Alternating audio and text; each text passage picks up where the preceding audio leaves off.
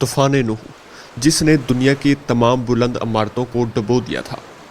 बड़े बड़े पहाड़ पानी के मौजों के सामने गायब हुए थे। इस तूफान में दुनिया की पूरी आबादी ख़त्म हो चुकी थी, मगर पानी के इन बड़े बड़े अजीम मौजों के ऊपर सिर्फ एक कश्ती थी जो तैर रही थी, और इसमें मौजूद 80 लोग जो इस दुनिया में बाकी रह गए थे। यही वो लोग थे जिन्होंने दुनिया को दोबारा आबाद किया और नस्ल इंसानी को बचाया। आज से 5000 साल कबल इस सरे ज़मीन पर यह तूफान क्यों आया था, और वो कश्ती किसकी थी, और वो लोग कौन थे जो इस कश्ती पर सवार हुए थे। इस कश्ती को चलाने वाला कौन था। इस वीडियो में हम आज से हज़ारों साल कबल आने वाले इस अजीम तूफान के बारे में जानेंगे, जिसे तूफान नूह के नाम से याद किया जाता है। हज़रत आदम अलैहिस्सलाम के दुनिया में आने के बाद इनकी औलादें दुनिया में खूब फली पड़ी, लेकिन एक मुद्दत गुजर जाने के बाद वो लोग खुदा को भूल चुके थे और एक खुदा की बजाय इन्होंने मिट्टी और पत्थर के कई खुदा बना लिए थे। ना सिर्फ इनकी इबादत गाहें बुतों से भरी पड़ी थी, बल्कि हर घर में बुत रखे हुए थे। इब्लीस ने बनी नूह इंसान को कुफ्र और शिर्क में मुब्तला कर दिया था।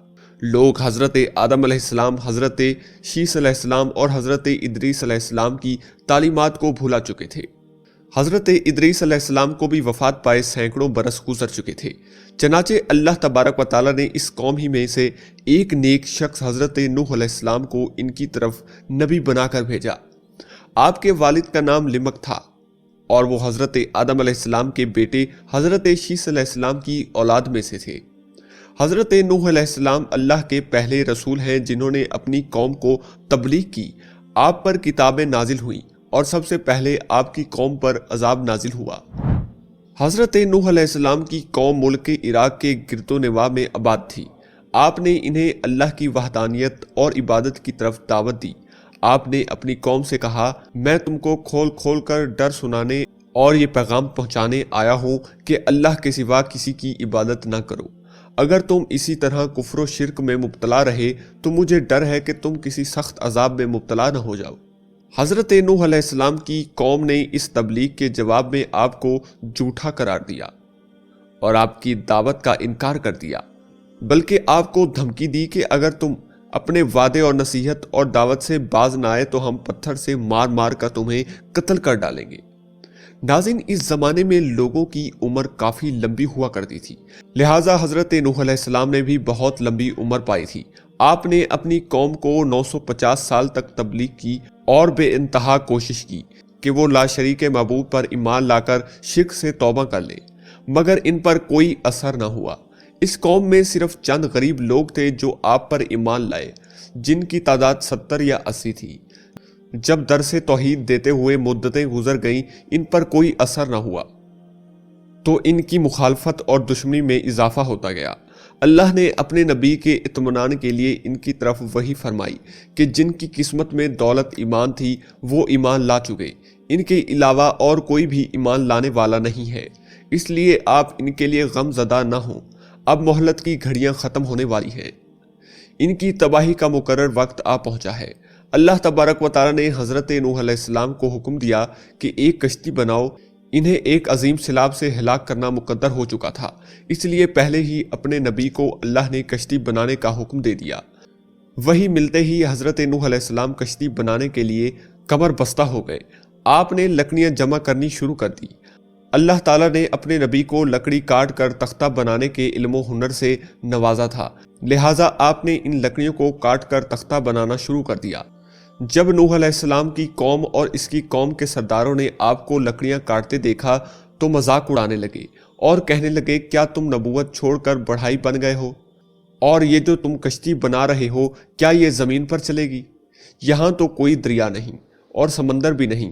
गर्ज तरह तरह से आपका मजाक उड़ाया जाता, लेकिन आपने सब्र किया और इसके जवाब में सिर्फ यही फरमाते कि ए नाफरमान लोगों, आज तो तुम मेरा मजाक उड़ा रहे हो, लेकिन अल्लाह का अजाब तूफानी शक्ल में आएगा तो फिर तुम्हें हकीकत का पता चलेगा, मगर अफसोस कि इस वक्त तुम्हारी कोई भी माफ़ी कबूल नहीं होगी। जब अजाब इलाही का वक्त करीब आया तो अल्लाह ने हुक्म दिया कि हर किस्म के जानवरों का एक एक जोड़ा इसमें रख लो اور جو لوگ ایمان لائے ہیں انہیں بھی سوار کر لو۔ حضرت نوح علیہ السلام نے احکام خداوندی کے مطابق سب کو سوار کر لیا اور عبادت الہی میں مصروف ہو گئے۔ آخر کار طوفان کے آثار ظاہر ہونے لگے اور دیکھتے ہی دیکھتے زمین کے ہر گوشے سے پانی ابلنے لگا۔ آسمان سے قیامت خیز بارش ہر شے کو بہا کر لے جانے لگی۔ گویا قیامت کا منظر تھا، کشتی طوفان کے پہاڑ جیسی اونچی لہروں میں تیر رہی تھی۔ حضرت نوح علیہ السلام نے اپنے بیٹے کنعان کو دیکھا جو ایک اونچے مقام پر موجود تھا۔ انہوں نے کہا کہ اے میرے بیٹے، ہمارے ساتھ کشتی میں سوار ہو جاؤ اور کافروں کے ساتھ نہ رہو۔ اس نے کہا ابا جان میری فکر نہ کرو، میں ابھی سب سے اونچی پہاڑی پر چڑھ چکا ہوں اور پانی سے بچ جاؤں گا۔ حضرت نوح علیہ السلام نے کہا آج غیر الہی سے کوئی نہیں بچ سکتا، اور اس کے بعد دونوں کے درمیان ایک پانی کی بڑی لہر حائل ہوئی اور وہ اس لہر میں غرق ہو گیا۔ طوفان نوح میں پانی کی لہریں اس قدر بلند تھیں کہ انہوں نے روئے زمین کی تمام پہاڑوں کو بھی چھپا لیا تھا۔ زمین پر کوئی بھی چیز زندہ سلامت نہ تھی، سب کچھ نیست و نابود ہو چکا تھا۔ حضرت نوح علیہ السلام کی پہاڑ نما کشتی تھی جو اللہ کی مدد سے پانی کی بلند و بالا خوفناک موجوں میں تیر رہی تھی۔ روایتوں کے مطابق اس کشتی میں 80 شخص تھے اور ہر ایک کے ساتھ ان کا کنبہ بھی تھا۔ یہ لوگ کشتی میں تقریباً 150 دن رہے۔ اس کے بعد اس کا رخ جبل جودی کی طرف پھر گیا جہاں وہ ٹھہر گئے۔ پھر حضرت نوح علیہ السلام نے اہل زمین کی خبر لینے کے لیے ایک کوے کو بھیجا۔ کوے نے زمین پر مردار دیکھے تو ان پر چپٹ پڑا اور تاخیر کی، جس کی وجہ سے آپ نے کبوتر کو بھیجا۔ کبوتر ایک زیتون کے پتے کو لے کر آیا اور اس کے پاؤں کیچڑ سے لتھڑے ہوئے تھے، جن کو دیکھ کر حضرت نوح علیہ السلام نے اندازہ لگایا کہ یہ زمین خشک ہو چکی ہے۔ حضرت نوح علیہ السلام جودی پہاڑ سے زمین پر اتر آئے اور ایک بستی کی تعمیر کی جس کا نام سمنین رکھا، اور پھر یہاں سے نسل انسانی کی دوبارہ شروعات ہوئی۔ یونان، مصر، ہندوستان اور چین کے قدیم مذہبی کتابوں میں ایسی روایات تسلسل کے ساتھ بیان کی جاتی ہے جن میں ایک عظیم سیلاب کا ذکر ہے۔ زیادہ تر مذہبی کتابوں میں ایک کشتی کا تذکرہ ملتا ہے جس کے ذریعے بچ جانے والے نے نسل انسانی کو باقی رکھا۔